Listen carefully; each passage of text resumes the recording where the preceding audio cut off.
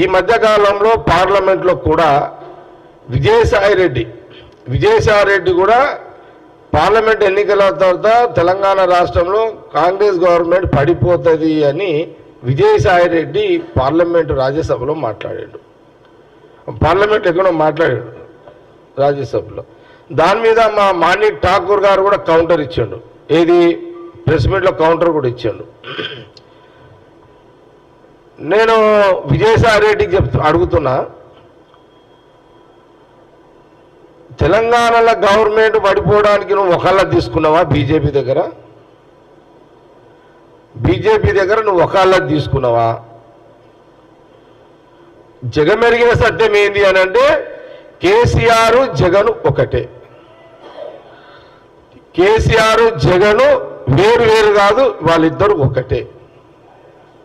వాళ్ళ ఇద్దరికి డైరెక్టర్ ఏ పార్టీ అంటే బీజేపీ, ప్రధానమంత్రి మోడీ బీజేపీ డైరెక్షన్లోనే అటు జగన్ ఇటు కేసీఆర్ పనిచేస్తున్నారు. ఇది జగమెరిగిన సత్యం, ఇది వాస్తవం కూడా. ఇదంతా విజయసాయిరెడ్డి నువ్వేమన్నా రాజ్యసభ మెంబర్వా లేదా బ్రోకర్ దుకాణం పెట్టుకున్నావు? ఏమన్నా దుకాణం పెట్టుకున్నావు నువ్వేమన్నా? ఈ పార్టీని వాడేయాలని, ఈ గవర్నమెంట్ని వాడేయాలని దుకాణం పెట్టావా? అసలు విజయసాయిరెడ్డికి అనేటానికి విలువలు ఉన్నాయా? విజయసాయిరెడ్డికి విలువలు ఉన్న నాయకుడు అసలు? ఒక సందర్భంలో జగన్ ముఖ్యమంత్రి, అప్పుడున్న కేసీఆర్ ముఖ్యమంత్రి దగ్గరికి ఇంటికి పోతే ఆ రోజు వీడియోస్ మనం చూసినాం. ఆ రోజు 2 కాళ్ళ మీద విజయసాయిరెడ్డి పడ్డాడు, కాళ్ళు మొక్కాడు విజయసాయిరెడ్డి. నాకు చాలా సిగ్గు అనిపించింది,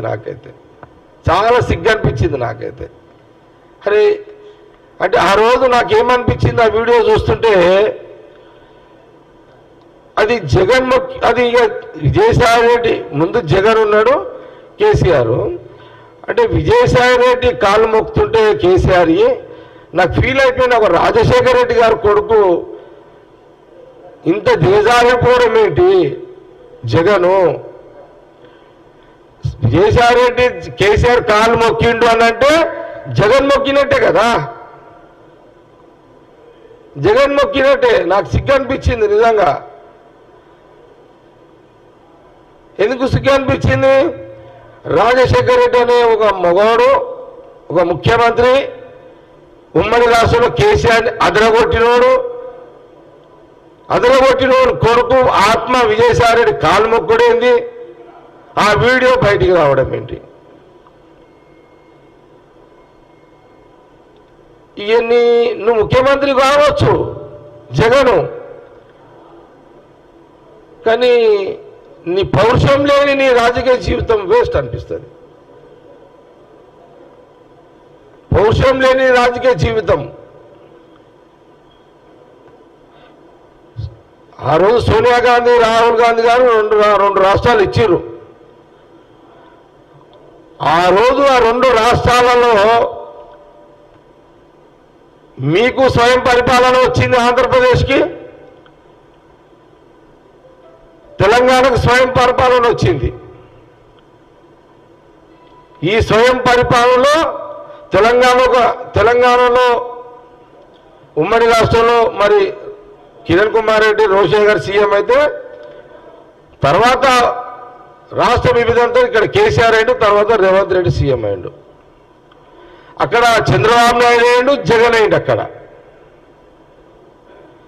కాబట్టి కాంగ్రెస్ పార్టీ తీసుకున్న నిర్ణయంలో ఈ ప్రాంతంలో, ఆ ప్రాంతంలో స్వయం పరిపాలనలో అందరూ ముఖ్యమంత్రులు అవుతున్నారు కదా. ఇది కూడా గమనించాలి, ఆంధ్రప్రదేశ్ ప్రజలు కూడా గమనించాలి. ఇక్కడ ప్రధానంగా ఏం లేదు, వీళ్ళకు జగన్కి, కేసీఆర్కి, బీజేపీలకు నిద్ర పడతలేదు. తెలంగాణలో ఇంకోటి ఏంటంటే,